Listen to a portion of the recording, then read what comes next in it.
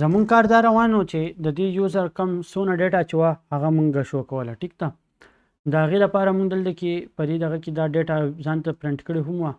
اوس په ځای نه هغه ویرډم ختم کړم چې ما ته دقه نه شو کېږي دلته. ټیک ده، او اوس چې دی د ده ډیټا د یوزر ډیټا به ما ته دلته ډسپلی کېږي. که دلته کې د یوزر بل څه آی ډي ورکړم نو د ده ډیټا به ما ته نه ډسپلی کېږي. دا زه ریفریش کړم نل. if result is equal to null ټیک شوه، په دې کې نل و، دې دې بیا ما ته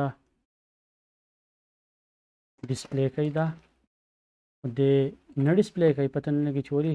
زه به وګورم چې په دې سوري دا پیشنټ دی که څه پیشنټ PATIENT if patient is equal to null. ټیک ده، دی واپس دې پیج ته راځي. نور چې زه کله په دې کلیک کوم نو دا کم یوزر چې څونه ټیسټونه وي د هغه د ټیسټ نیم او د هغې چې څو روپو ټیسټونه ده کړي هغه به درته شو کېږي. صحیح شوه.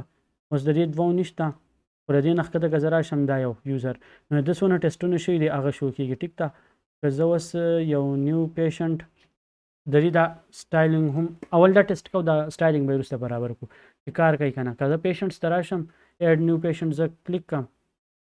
ټیک ده، او زه دې له نوم ورکړم وزیر او دا هم میل دی، دا دی 29 او د ایډرس ورله ورکړم چې منګوره. ټیک ده، او د ده کانټیکټ نمبر هم زه څه ایډ کړم، د کوم ډاکټر دغه کړی ریفر کړی هغه هم ایډ کړم، او د ده ما د ایکس رې دی صرف دته ډسکاونټ میلاو شو 10 روپۍ. صحیح ده، او دی ما ایډ کو. نو د ده ریکارډ چې دی راغی، که زه اوس په دې باندې کلیک کړم دلته کې د دې پیشنټ کې د ده انفو ښایي کم دغه ریفر کړی او هغه او د ده ډسکاونټ څونه میلاو شوی او ټیسټ د ده اوس یو ټیسټ دی هغه نه ښایي. ټیک شوه، دا به وګورو چې یو ولې نه ښایي. په کار دا ده چې یو یې هم خوی. او اوس په راشم پیشنټس ته، که زه نیو پیشنټ ایډ کړم او عصمت په نوم باندې د ده ایج زه سپیسیفای کړم 62. صحیح شوه، او دلته هم کانټیکټ نمبر ما څه ورکړو او دلته کې زه د ملټیپل ټیسټونه سلیکټ کړم. ټیک ده، او دلته ډسکاونټ نه ورکوم ایډ، نو د ایډ شو د عصمت باندې زه اوس کلیک کړم نو د انفو ما ته ښایي، د ده ټیسټونه چې دي هغه هم ما ته ښایي. زما په خیال د ده ټیسټونه سیوا دي، دی لږ ښایي. زه به دا وګورم چې د ټیسټونه څو شوي 1 2 3 د ده 3 ټیسټونه شوي دي. ټیک شوه، 1 3 4 6 یو ایکس رې دی، هغه ایکس رې چې دی هغه به کې نه ډسپلی کېږي. صرف یو مسله به کې دلته کې اوس دا ده د ده یو ټیسټ چې دی هغه نه ډسپلی کېږي، نور ډسپلی کېږي. ټیک ده، نور زموږ کوډ چې دی هغه برابر کار کوي.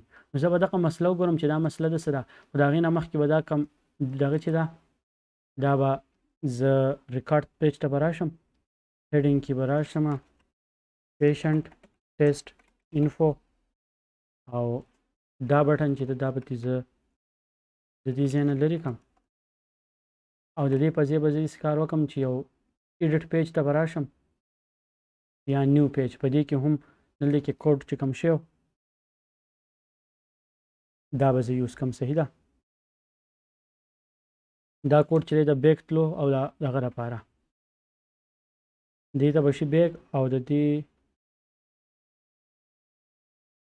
پیشنټس په ځای پیشنټس بالکل صحیح دی، یو پیشنټس پیج ته ځي او بیک، او دلته کې به زه یې ولیکم چې پیشنټ ټیسټس ریکارډ. ټیک ده، نو دلته کې به دا شو کېږي. په کار خو دا نه ده چې دا دې